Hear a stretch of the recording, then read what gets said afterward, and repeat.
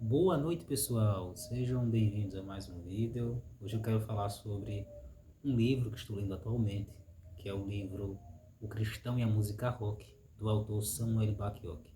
Recomendo muito, na minha opinião. Bacchiocchi é um dos melhores escritores que há no Adventismo. Um excelente escritor, com pesquisas sérias, acadêmicas, aprofundadas. Recomendo demais. E li muitas coisas boas que concordo com ele. Mas hoje eu só quero comentar um trecho, né? No capítulo 9 ele vem comentando ele vem comentando de algumas cosmovisões. E ele comenta como a cosmovisão que há na música rock influenciou a sociedade americana. E se a gente parar para pensar, nós vamos constatar isso aí. Porque em 1960 nós temos o movimento de contracultura, que marcou a história americana. Mas se nós voltarmos um pouco no tempo, bem pouco mesmo, não muitos anos, mas quem sabe uma década, ou até um pouquinho mais, nós vamos perceber que antes de ocorrer esse movimento contra a cultura, que protestava contra a guerra, né, o contexto da Guerra Fria, mas se defendia ali o uso de drogas, o sexo livre, essa ruptura com os valores tradicionais da cultura judaico-cristã, muito forte e presente ali na sociedade americana. Nós vamos perceber que antes desse movimento de contracultura iniciar, quem preparou o terreno foi a música rock. E naquele período ali, o rock estourou. O rock estourou primeiro com Elvis, e naquele período ali, nos anos 50, 60, de forma mundial, os Beatles, com a popularidade na área musical como nunca visto antes. E a cosmovisão do rock influenciou os jovens daquela época e resultou nesse movimento de contracultura.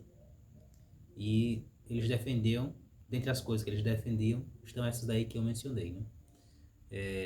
O uso de drogas, a descriminalização das drogas e o sexo livre. E como resultado também, né, desse movimento de contracultura, nós vimos números, índices altíssimos de AIDS e de overdose, também como nunca antes, mostrando qual é o resultado de uma sociedade sem Deus. Então a música, ela tem esse poder de transformar a cultura de uma nação. Ela tem o poder de transformar o caráter do indivíduo e também a influência da música é tão poderosa que ela molda a personalidade, a moralidade de uma nação. Parafraseando Platão, Platão disse mais ou menos assim: eu não preciso saber as leis de um país, basta eu ouvir as suas músicas. E Bacchiocchi diz isso também lá no capítulo 9. Bacchiocchi diz que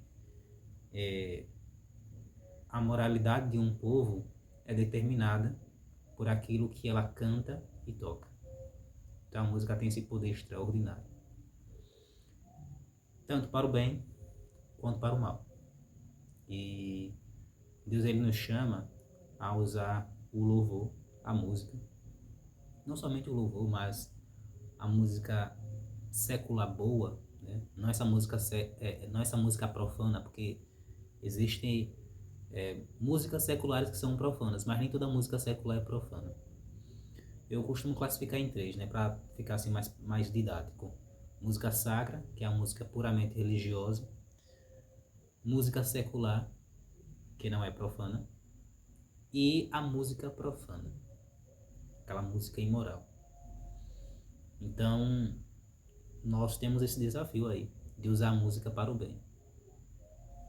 A música como um bom instrumento educacional, a música como um instrumento evangelístico, a música como um instrumento terapêutico para quem esteja passando por problemas emocionais. A música é um recurso poderoso para isso. Mas é inegável também que ela pode ser fortemente utilizada para o mal. E aí é só nós vermos, né, a juventude aqui do Brasil mesmo. A gente nem precisa ir para longe, não precisa ir para os Estados Unidos, né? Aqui os jovens do Brasil atualmente, né, consomem muito as músicas de Oruan. E quando a gente vê assim a vida da juventude, né, quais são os caminhos que eles têm traçado? Você vê que as músicas que eles consomem têm sido um reflexo na vida deles. Muitos acabam adentrando nesse caminho das drogas. Eles se espelham nesses cantores, eles imitam esses cantores e, como em um vídeo anterior, comentando sobre esse livro aqui, desse ex-satanista, ele falando que os demônios usam a música para inverter os valores morais. A música profana é um instrumento satânico para inverter os valores morais na sociedade, para fazer para fazer com que o mal seja chamado de certo e o certo seja chamado de mal. Mas que conosco seja diferente, que possamos usar a música como uma bênção para a nossa vida, para a nossa família e para o nosso país.